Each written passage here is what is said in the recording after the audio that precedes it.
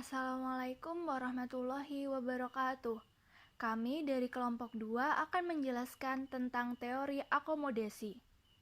Sebelumnya, kita tahu bahwa budaya terbentuk dari banyak unsur yang rumit, termasuk di dalamnya terdapat sistem agama, politik, adat istiadat, bahasa, perkakas, dan karya seni.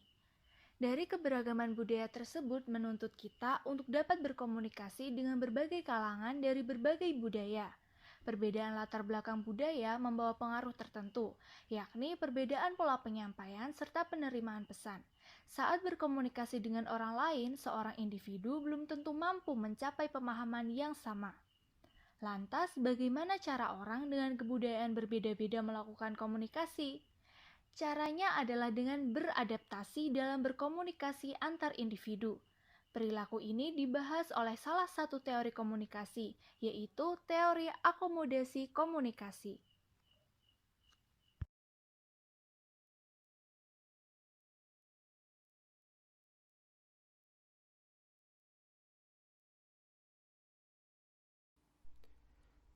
Sejarah teori akomodasi komunikasi atau Communication Accommodation Theory pertama kali dikemukakan oleh Howard Giles.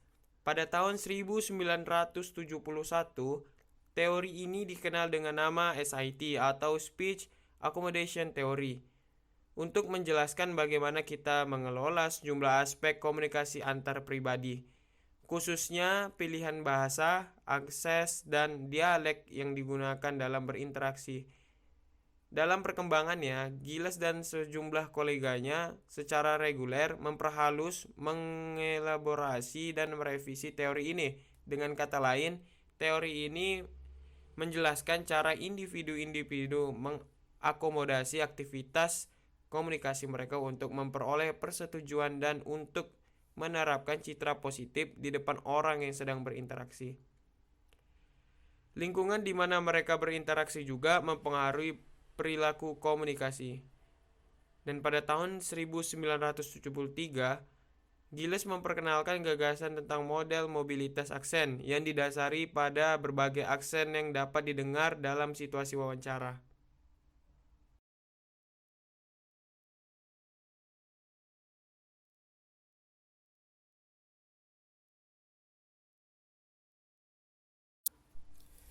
Pengertian akomodasi didefinisikan sebagai kemampuan menyesuaikan, memodifikasi, atau mengatur perilaku seseorang dalam responnya terhadap orang lain. Teori ini juga biasanya dilakukan secara tidak sadar. Sedangkan teori akomodasi komunikasi adalah salah satu cara dalam berkomunikasi untuk mencapai mutual understanding atau menyesuaikan komunikasi dengan orang lain. Teori ini menjelaskan bagaimana dan mengapa kita menyesuaikan perilaku komunikasi kita dengan orang lain. Teori akomodasi komunikasi mempertimbangkan motivasi dan konsekuensi-konsekuensi yang mendasari apa yang terjadi ketika partisipan komunikasi menyesuaikan gaya komunikasi mereka. Ketika seseorang berkomunikasi, mereka akan berusaha menyesuaikan pola vokal dan tindakan mereka untuk mengakomodasi orang lain dalam mencapai tujuan komunikasi, yaitu kesamaan makna dari suatu makna atau suatu pesan. Kedua individu menyesuaikan bentuk verbal dan nonverbal dalam komunikasi, berkaitan dengan bahasa, konteks, dan identitas.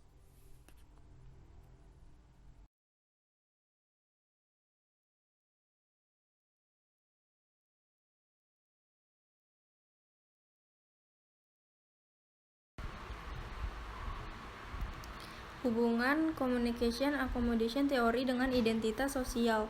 Hubungan dengan identitas sosial adalah akomodasi yang bersifat sangat fundamental terhadap konstruksi identitas.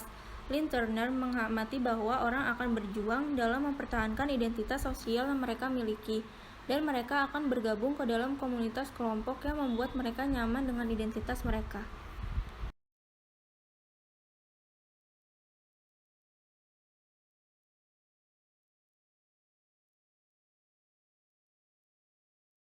Asumsi dasar. Melihat bahwa akomodasi dipengaruhi oleh beberapa keadaan personal, situasional, dan budaya, maka dalam teori ini terdapat 4 asumsi. 1. Persamaan dan perbedaan berbicara serta berperilaku terdapat di dalam semua percakapan. Identitas dan pengalaman yang bervariasi akan menentukan sejauh mana orang mengakomodasi orang lain. Semakin banyak tingkat persamaan dan keyakinan akan menimbulkan ketertarikan seseorang untuk mengakomodasi orang lain. 2. Cara di mana kita akan mempersepsikan tuturan dan perilaku orang lain akan menentukan bagaimana kita mengevaluasi percakapan.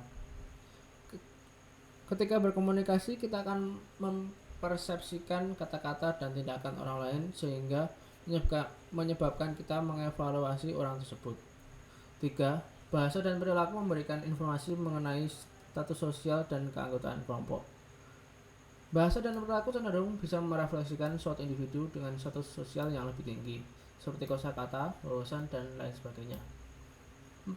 Akomodasi bervariasi dalam hal tingkat kesesuaian dan norma mengarahkan proses akomodasi. Norma berfungsi untuk memberikan batasan dalam tingkatan yang bervariasi terhadap perilaku akomodatif seseorang.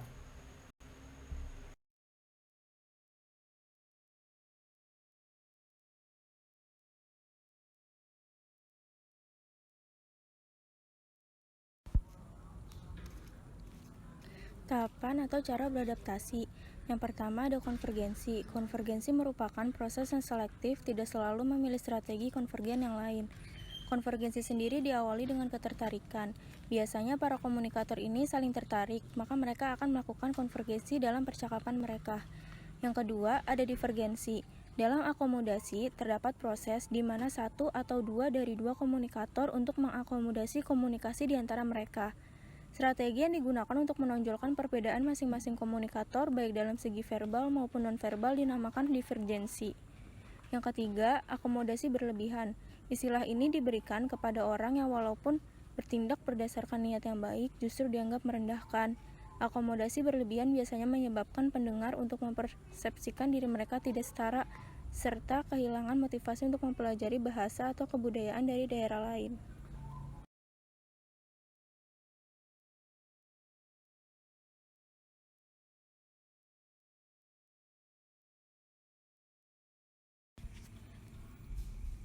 Fungsi teori akomodasi komunikasi. Yang pertama, fungsi menjelaskan. Teori ini menjelaskan tentang kemampuan untuk menyesuaikan, memodifikasi, atau mengatur perilaku seseorang dalam responnya terhadap orang lain. Akomodasi biasanya dilakukan secara tidak sadar. Kita cenderung memiliki naskah kognitif internal yang kita gunakan ketika kita berbicara dengan orang lain. Yang kedua, fungsi meramalkan. Teori ini meramalkan bahwa seseorang menyesuaikan komunikasi mereka dengan orang lain. Teori ini berpijak pada premis bahwa ketika seseorang berinteraksi, mereka menyesuaikan pembicaraan, pola vokal untuk mengakomodasi orang lain. Yang ketiga, fungsi memberikan pandangan. Teori akomodasi komunikasi menurut pandangan Howard Gillespie dan koleganya berkaitan dengan penyesuaian interpersonal dalam interaksi komunikasi. Hal ini didasari pada observasi bahwa komunikator sering kelihatan menirukan perilaku satu sama lain. Yang terakhir, fungsi memberikan strategi. Teori akomodasi komunikasi memberikan strategi tentang konflik yang rasional meskipun mengakui adanya konflik antara komunikator. Teori ini telah mengabaikan kemungkinan sisi gelap dari komunikasi. Misalnya, bagaimana ketika seseorang terlibat dalam konflik dengan orang tidak memiliki akal sehat, maka teori ini tidak bisa digunakan.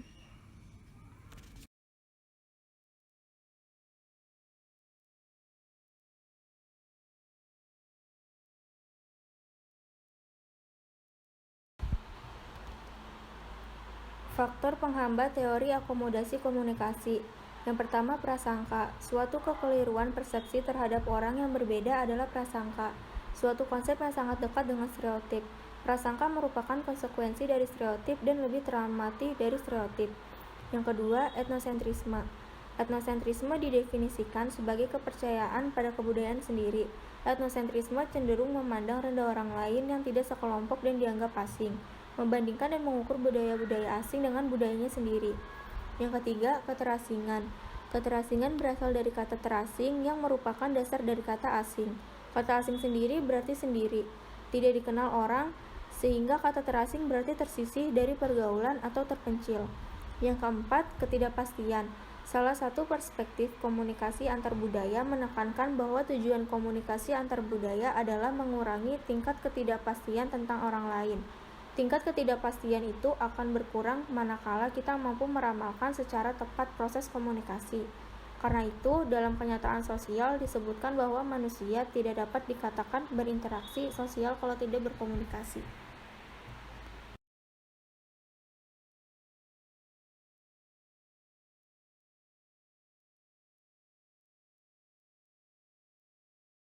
Contoh kasus. Sebagai contoh, Diva merupakan mahasiswa yang berasal dari Bandung. Dia menempati kos yang melarang penghuninya untuk pulang lebih dari jam 10 malam saat malam minggu. Ia pun berbincang dengan Alip. Konvergensi. Diva. Masa di kos aku nggak boleh pulang lebih dari jam 10 malam pas malam minggu? Alip. Loh, bukannya biasanya boleh. Di sini terjadi konvergensi karena adanya persamaan ketertarikan dalam hal yang mereka bicarakan. Divergensi. Diva, masa di kos aku nggak boleh pulang lebih dari jam 10 pas malam minggu? Alip, setahu memang ada beberapa kos yang nggak ngebolehin pulang lebih dari jam 10. Nanti coba aku bantu kamu ngomong sama pemilik kos biar kamu boleh pulang lebih dari jam 10. Di sini terjadi divergensi di mana Alip berusaha mengakomodasi Diva. Akomodasi berlebihan. Diva, masa di kos aku tidak boleh pulang lebih dari jam 10 pas malam minggu? Alip, ih aneh banget. Kos kamu padahal kamu yang bayar. Di sini terlihat bahwa Alip mendukung pernyataan Diva, tetapi di sisi lain merendahkan peraturan kos tersebut. Kesimpulan, teori akomodasi komunikasi merupakan teori yang pertama kali diperkenalkan oleh Howard Giles. Teori ini menjelaskan cara mencapai mutual understanding antara komunikan dan komunikator dengan cara beradaptasi. Terdapat beberapa asumsi yang mendasari teori ini. Tahapan atau cara berinteraksinya pun beragam, yakni konvergensi, divergensi, dan akomodasi berlebihan. Teori ini secara garis besar berfungsi untuk menjelaskan, meramalkan, memberikan pandangan, dan memberikan strategi. Namun, terdapat juga beberapa faktor penghambat, seperti adanya prasangka, etnosentrisme, keterasingan, dan ketidakpastian. Demikian yang kelompok kami dapat sampaikan. Semoga bisa bermanfaat untuk kita semua. Banyak salahnya kami mohon maaf. Wassalamualaikum warahmatullahi wabarakatuh.